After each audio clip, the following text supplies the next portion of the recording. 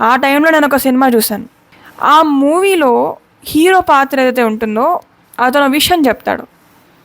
ఏంటి సమాజం ఒకటే రీతి ఫాలో అవుతుంది, ఈ ఏజ్ వరకు చదువుకో, దాని తర్వాత ఉద్యోగం సంపాదించు, దాని తర్వాత పెళ్లి చేసుకో, దాని తర్వాత పిల్లల్ని కను, దాని తర్వాత ముసలితనం కోసం వెయిట్ చేసి చచ్చిపో. ఇంతేనా లైఫ్ అంటే? లైఫ్ అంటే ఇది కాదు అని చెప్పి అంటాడు.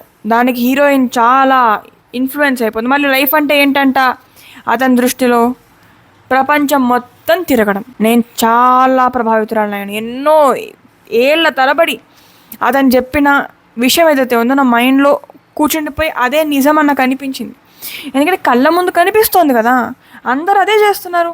నా చుట్టుపక్కల అందరినీ అడిగేదాన్ని, ఎందుకు ఇలా చదువుకొని ఉద్యోగం అంటే సరే జీవించడానికి ఉద్యోగం కావాలి, ఎందుకు మరి పెళ్లి చేసుకుని పిల్లల్ని కానీ వాళ్ళని పోషించి ముసలి వాళ్ళం అయ్యే వరకు అలా కుటుంబ భారాలు మోస్తూ మోస్తూ చచ్చిపోవడం?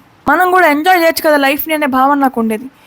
ఎంతమందిని అడిగినా నా చుట్టుపక్కల సమాధానం ఉండేది కాదు.